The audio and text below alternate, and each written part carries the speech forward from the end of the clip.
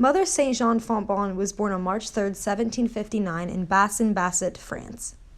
She was the youngest child of Michael and Jean Thayer Fontbonne. Mother Saint Jean Fontbonne had been religiously involved since a young age. Even at her first communion at just 11 years old, Mother Saint Jean Fontbonne said she would like to die now while Jesus is still in her heart. Then she would never have to leave him. Her leadership skills were well recognized from a young age during school, at home, and through interactions with her friends. In 1778, she entered a house of the Sisters of Saint Joseph in Haute-Loire. Just a year later, she received the religious habit, and at age 26, she became the superior of the community. The French Revolution struck in 1789, causing massive social, political, and religious upheaval throughout France. This posed a very challenging time for Mother Saint Jean Fontbonne and the Sisters of Saint Joseph. At the start of the French Revolution, the book, A Sketch of the Life of Mother Saint Jean Fontbonne by Sister M. Lucida Savage, describes that, for several years, rumblings were heard of the storm that was to shake the church in France to its foundations, and that broke over Montreal in 1790. According to the new constitution, the Constituent Assembly filled the places of non-juring bishops with their own appointees, meaning the church was in the hands of the public more than ever before. Mother Saint Jean Fontbonne and her sisters followed Bishop de Gallard and refused to sign the oath of civil constitution of the clergy. Because of this, Mother Saint Jean and her sisters were eventually forced to disperse their community of CSJs. However, Mother Saint Jean Fontbonne showed her never-ending resilience and true commitment to the love of both her faith and her sisters, as she refused to abandon her post until forcibly dragged away by a mob.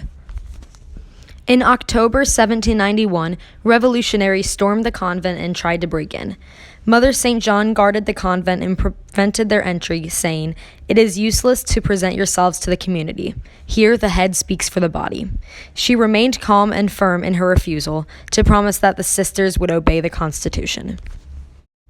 Mother Saint Jean Fontbonne acted as a rock to her fellow sisters during this challenging time, defending her faith through both her refusal to leave the convent and her refusal to attend masses performed by sacrilegious priests, claiming she would rather die than renounce her faith. For these acts against the French Constitution, she was thrown into the prison of Saint Didier and appointed to execution by the guillotine. During her time in prison, Mother Saint Jean kept a notebook with a list of names of the prisoners who sacrificed their freedom for the faith so she could pray for them. She referred to them as both martyrs and saints.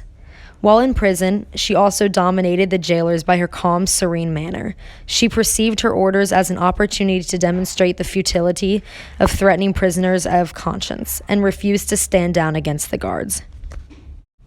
Luckily, Mother Saint Jean Fontbonne was spared, saved only one day before her execution by the fall of Robespierre. However, Mother Saint Jean and the Sisters of Saint Joseph were unable to regain possession of the convent at Montreal. Yet Mother Saint Jean continued to perform small acts of charity towards the poor.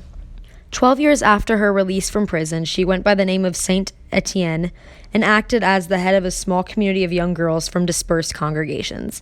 This group was then established as a house of the Sisters of Saint Joseph. From there, the Sisters of Saint Joseph established over 200 new communities in France before sending a group of sisters, including Mother Saint Jean Fontbonne, to the U.S. in 1836. Because of her constant bravery and loyalty to her faith and community, Mother Saint Jean Fontbonne is revered as one of the most resilient and faithful women of not only her time, but in the church as a whole. Throughout her leadership, she was admired and loved for her optimism in the face of difficulty, her fearlessness in the face of violence and injustice, her intelligence and resolve in the face of challenge, her compassion in the face of pain, her honesty, sensitivity, kindness, and her deep abiding faith. The Sisters of St. Joseph of Carondelet are still present today and are relocated in St. Louis, Missouri, because of Mother St. Jean's bravery, determination, and faith. The CSJ mission is still continued today through the CSJ Service, St. Joseph's Academy, and Fontbonne University. The congregation even maintains continuity with Mother St. John's original foundation to form loving relationships with ourselves, with God, within community, church, society, and all creation. We work toward the mission through the ministries of prayer, direct service, consciousness, raising, and systematic change.